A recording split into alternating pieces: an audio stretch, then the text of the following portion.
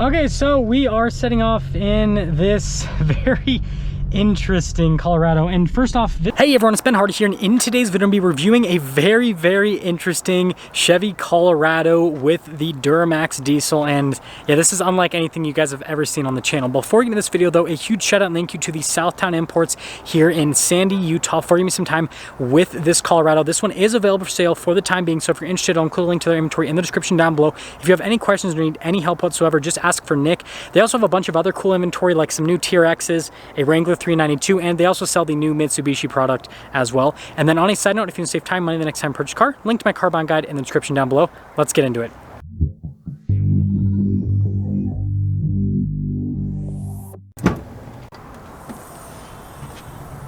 So under the hood we have the 2.8 liter Duramax diesel that goes through a 6-speed automatic transmission. And you know, stock power outputs are obviously not that great, but well, this has been tuned and we'll just see how this drives. But if you guys are wondering, stock power outputs like 181 horsepower and like 369 pound-feet of torque. And yeah, apparently this has quite a bit more, so we'll see. I will show all of you the build sheet before we take this out and drive it, but let's just do a quick walk around so you guys can see all of the visuals of what's happening. So first off, we have this crazy hood here. Look at the venting there on the hood and then also in the center. Definitely unique. It looks like we've got some like clear bra there on the front end. This also has a wide body kit on it, as you can see, which is pretty crazy. Aftermarket headlights as well. And then look at this front bumper. This thing is insane. Giant lights there in the center. We've got a big light bar, got fog lights off this side, we've got these recovery hooks. I mean, this has everything, and we've got pretty beefed up skid plate underneath, it looks like. And everything has been beefed up with this because this is supposed to be like a full-on, you know, kind of like Raptor style Colorado. So you guys can see the beefed up suspension and shocks. Look at that. King shocks here in the front. Apparently it's got like 12 inches of travel in the front. And then look how aggressive these tires are. And you've got like the bead lock. I'm not sure if those are actual true bead locks. They might just be bead lock style wheels. Let me know if you know in the comment section below just by looking at it. And if we look at the actual setup, it's 315 by 70 by 17. So those are 35s. Then we've got our Colorado badge here. And then look at the rail here on the side. And I'll show you guys the side view there on the other side where you can see it in the light. And then it looks like it's stock here on the back. I might be wrong though. But it looks like basically the fender flare has just been cut off, and so you just have like a bunch of negative offset here. I mean, you got negative offset with both of them, but especially here on the back. And you guys can see the... So two completely different shock companies. That is interesting. It'll be interesting to see how it drives. Apparently there's 14 inches of travel in the rear. Still has leaf springs. And then look at the rear bumper here. We've got the spare tire carrier here. Not going to spend too much time on that, but got another recovery hook. And then look at this. Got the little, looks like a tent there at the top. Again, we got like rear, these are dust lights. Basically, you have these on a truck so that if someone's following you and it's really dusty, they can see you better. And then you got another spare tire in the bed as well. Quite a bit. Love how it says Baby Max. That's awesome. And there's a bunch of stuff that comes with this truck that's here in the back, so we're not really going to go over the back, but it's basically just stock ZR2. Now the front is pretty interesting. So door panel, all that kind of stuff is stock, and so are the seats. So you can see it says ZR2 on it. And before I get in, let me show you guys the full side view. Almost forgot. Apparently I don't know how to make YouTube videos. Just kidding. But there you go. It's got a solid stance. It's a pretty tall truck, but popping in, it's got nice window tint, that is for sure. I guess there's music playing for some reason. But anyways, how do I turn this off? Let's see. Okay, there we go, the music's off. So we got the standard gauge cluster, but this has like this leather dash added to it. You can see better on this side. Like look at all the stitching and trim. So they've added a leather dash to it, which is very unique. And yeah, lots happening. You've got this for like all of the lights that are on it, which is pretty cool. And it actually has an aftermarket unit here, so you've got like an aftermarket backup camera, which makes sense with a tire carrier. Since this is a ZR2, you still have front and rear lockers, which makes it extremely capable off-road. And then you also have the diesel exhaust brake, because again, it's the baby Duramax. And we got practical stuff like wireless phone charging pad. So yeah, quite a bit. Anyways, here is like the kind of like a build. It's like an unofficial build sheet on it. So yeah, feel free to freeze frame if you want to read everything. I just want to quickly talk about some key stuff. So notice 410 gears, and you guys can see the travel as well. So yeah, I mean, this is full long travel kit and everything. That's crazy. 35,000 plus in parts put into this. I mean, you literally could have, you know, with how much money was put into this, you could have just bought a Raptor. Okay, so these Fiberworks, that makes sense. So I was thinking about using for my Raptor wide body kit. Yes, that's so much stuff. Wow. It'll be interesting to see how this drives, but I mean, this, with everything this has, this is full on like Baja craziness. Like you could do as much in this as you could do in like a brand new Raptor. So let's see how it drives.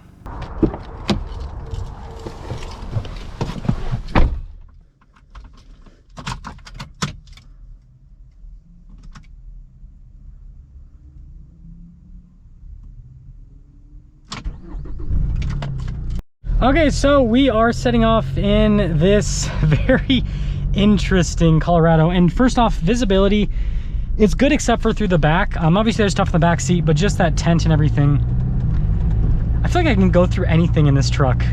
Like it has that same feel that you get when you're in a Raptor and TRX, where you just have so much travel that like anything on road, speed bumps, dips and all that, you're like, whatever, you are no match for my travel. And again, 12 inches of travel in the front and 14 in the rear. That's quite a bit.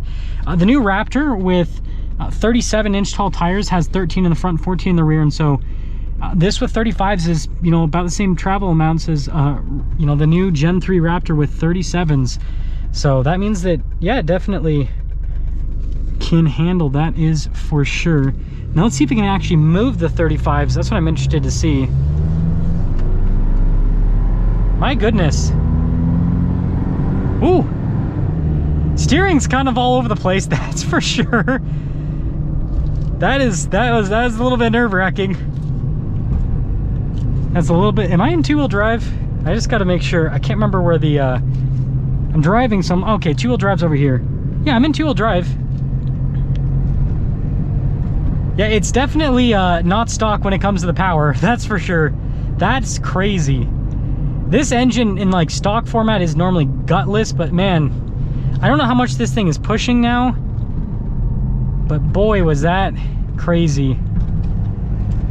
I will say one, like, and you guys can probably see in the camera, the steering's a little bit off center. The brakes too, man, they're not. I wonder if they upgraded the brakes on this. I didn't see anything on the sheet there, but yeah, those are the only two things that I can kind of comment on right now. Is the steering is kind of it reminds me of a Wrangler in a way. Sorry, that's my, I thought that was my tripod doing that, but no, I guess not. It kind of reminds me of the Wrangler, where like, you know, solid front and rear axles, and so the steering's kind of all over the place. This, it doesn't have a solid front axle, obviously. It's got independent front suspension and a solid rear axle, but it's still, it's kind of floaty with that. Other than that, interior though, it's comfortable, like it's normal ZR2, so that's good. It's cool that it has automatic climate controls. My guess with this infotainment screen is, I'm guessing that relocating the stock backup camera would have been a lot harder than just doing a new infotainment screen with an aftermarket camera. That's my guess with the whole infotainment setup. By the way, it says 24,000, almost 25,000 miles on it. I love the noises this makes. It makes a cool blow off.